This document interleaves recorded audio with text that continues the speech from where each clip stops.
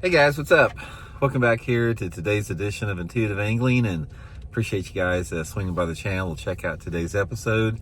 And guys, today I got some good advice for y'all. We're going to be talking about how bass fishing, probably more than not, and I'm not saying all the time, but more than not, bass fishing can threaten your relationship with your wife, your girlfriend, and your bank account. And I'm going to go through each one of these and explain what I'm talking about with it.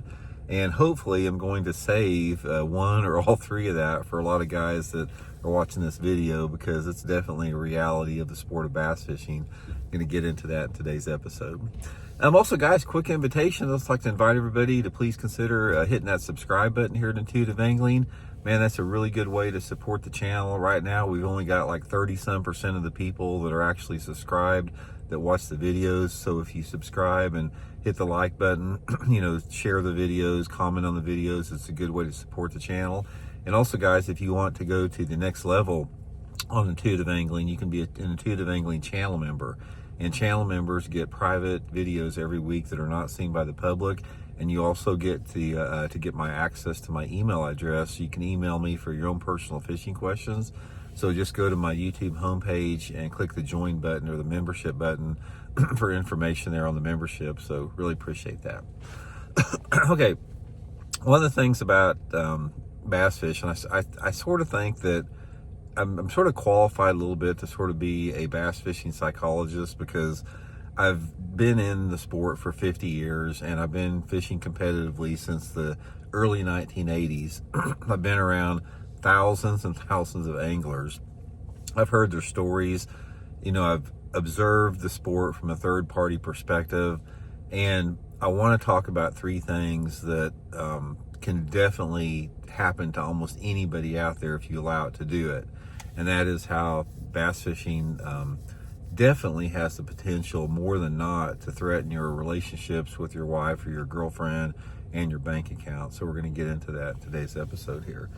Okay, let's talk a little bit about, first, to get into it, how if you are not careful, bass fishing will not only cause you to get a divorce or break up with your girlfriend, strain your relationship, cause problems that cannot be avoided if you go down this road. There are very few people immune to this, guys. Absolutely very few people, unless you have a girlfriend or a wife that loves to bass fish and wants to travel with you bass fishing and does it because they sincerely love to bass fish. You're going to deal with this to some level, and I'm not saying, wife, girlfriend, or significant other, partner, whatever. I'm not discriminating. Whatever your significant other is, regardless of the gender or something like that. Just your significant partner. Here's how it happens, and here's the reality of this situation. First of all, bass fishing, especially competitive fishing. Now, this is not just relegated to competitive fishing. It can go for both just recreational and competitive fishing, but it's a little bit more prevalent in competitive fishing.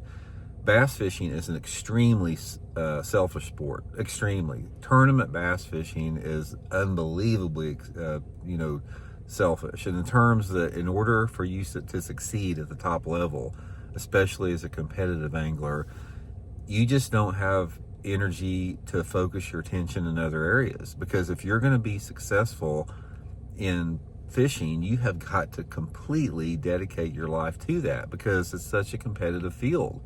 And if you don't do it, somebody else is going to do it. So therefore, some of the top level anglers, and even some of the really successful recreation anglers, they live, eat, and breathe fishing all the time. They get up in the morning thinking about it, they talk about it, they're messing with tackle, they're always going fishing, they're always gone. And that is probably the most obvious thing that puts strain on a relationship, is that they just don't divide their energies. They don't give enough energy to their significant other partners, and it all goes to bass fishing.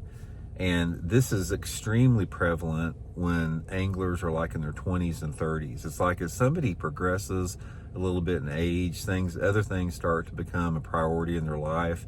And, that hard charging focus on being the best or just wanting to get out there, it sort of dissipates a little bit. So a lot of the issues that I'm talking about here are issues in anglers that in their 20s and 30s and sometimes 40s, they're going to be the ones that experience. Now, here is the thing about that. It's like, in order to have a successful relationship, you have got to focus and give energy and attention to your significant other in a real way. You can't leave their tank empty all the time when you're going fishing out there. You have got to be able to divide and compartmentalize those two areas of your life. So one of the things that you really have to do is you have to have a discussion with your significant other really before you even begin the relationship. I mean, that's the whole thing about it. If you love to bass fish and it's something that you don't want to give up, you've got to find somebody that, is okay with that.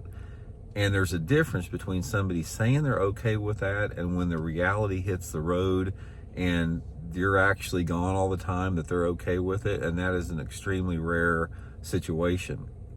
More than not, and you can't blame the other person for this, it's like there begins to have some resentment and animosity, build if you're gone fishing all the time.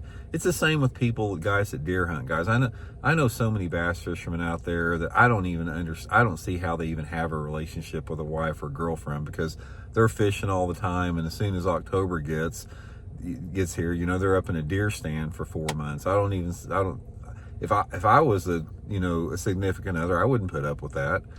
So I understand that from that point of view. So one of the things that you have to do is you have to have an open, honest line of communication with your significant other, and you have to make that determination, and they have to make that determination if they want to put up with it. And this is why so many bass anglers and people that are fanatical hunters have relationship problems. If it doesn't, if it's not an obvious problem, there's always some underlying issue going on that may, be boiling under the surface all the time. Bass fishing, it destroys a ton of relationships and it undermines a lot of relationships. So let me give you some tips and advice here, guys.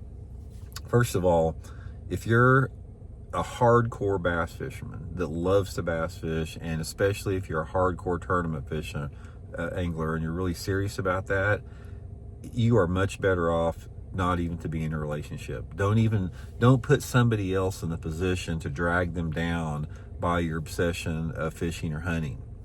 Just be single and do your deal. And this is one of the things that people need to realize early on, is like, it's not fair to somebody else to put them in a position to have to cater to your fanaticism on bass fishing or hunting. It's just not fair to the other person's life.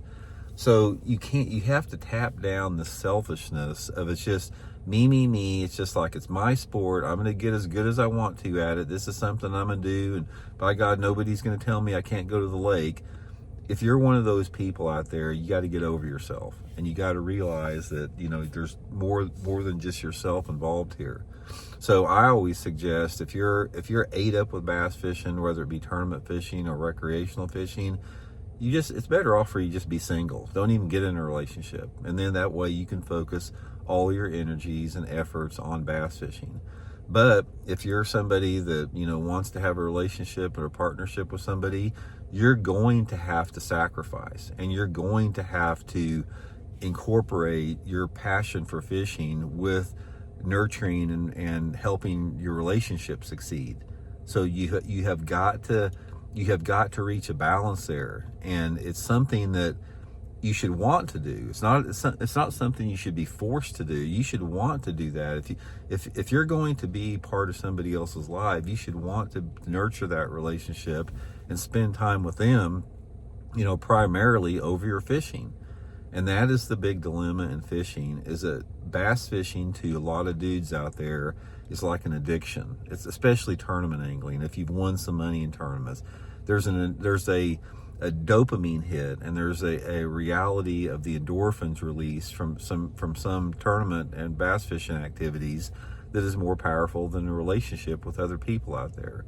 So really spend a lot of time before you make a commitment one way or the other to do that, because it's just not fair to the other person. Okay, now the next thing is bass fishing is going to take all your money. Bass fishing, I'm going to tell you right off the bat, guys, tournament bass fishing is a money pit on any level. I don't care if you're fishing a local buddy circuit or this or that. Tournament bass fishing is a money pit. Yeah, you're occasionally, if you're an excellent angler and you're at the top of your game, you're gonna hit some good licks and you're gonna have some good years, and you might even make some windfall profits, but it's not gonna last. Eventually your day is coming where you're gonna fall back a little bit and you're gonna start noticing you're not as successful, not making as much money. Then you're gonna start losing money, and then it's gonna become a money pit. So I don't care if you're the Bassmaster Classic champion, bass fishing is a money pit for 99% of the people out there.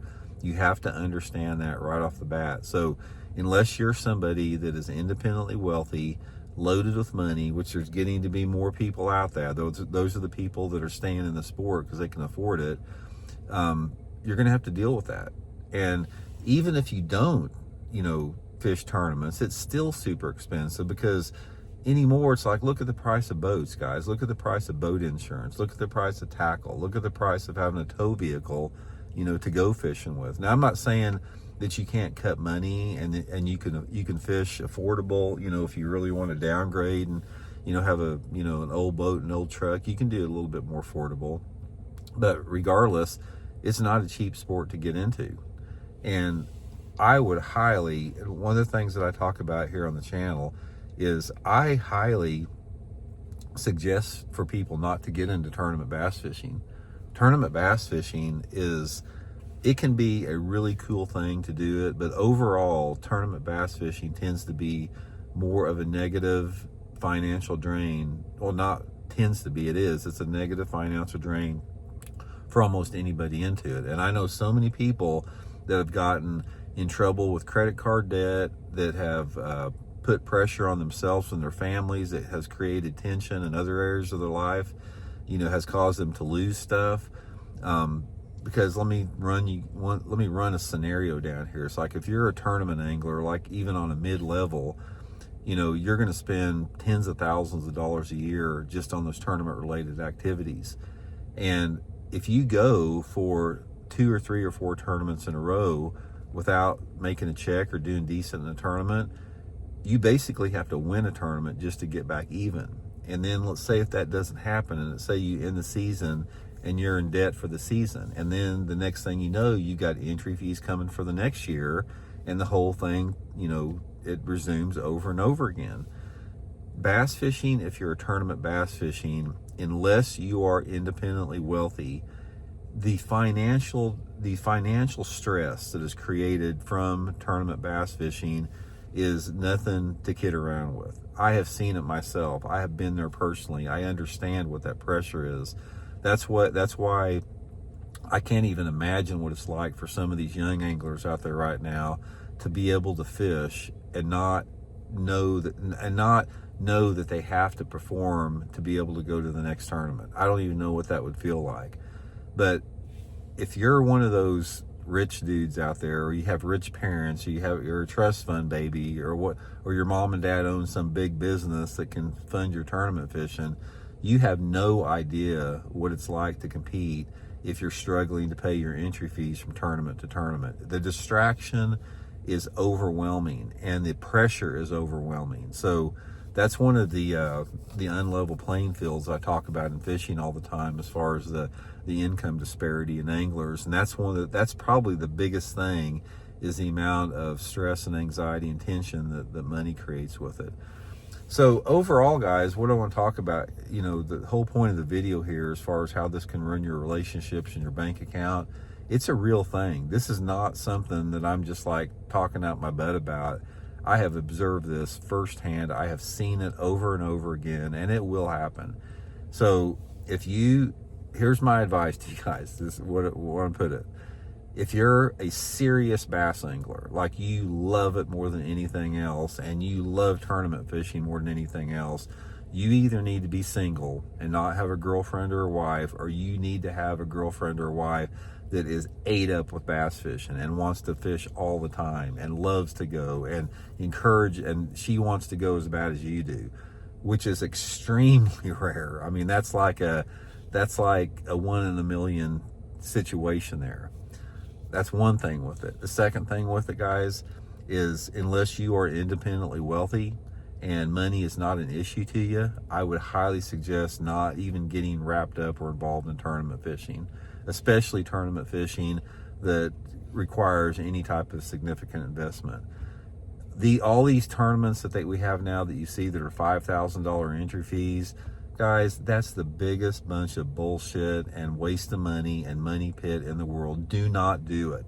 Do not get into a situation where you're paying $5,000 entry fees to go to a dang bass tournament, because I can promise you, you are going to get burned on it. You're gonna have some major hardships from that. Again, unless you're Elon Musk Jr., it's gonna happen. So my advice, guys, is just, here's the thing about it. Fishing should be fun. Therefore, you need to fish. If you love to fish, you need to balance that with your relationships. You have got to balance that out. And that comes with a discussion with your significant other. Discuss with that. Say, hey, I would like to go fishing. Is it okay if I go fishing, 2 weeks from now? And work it out with that. Don't let it take over your life. Don't let it take away from your relationship, from your kids, from your other family, because it will. It'll destroy your relationships with your family and your friends and everything.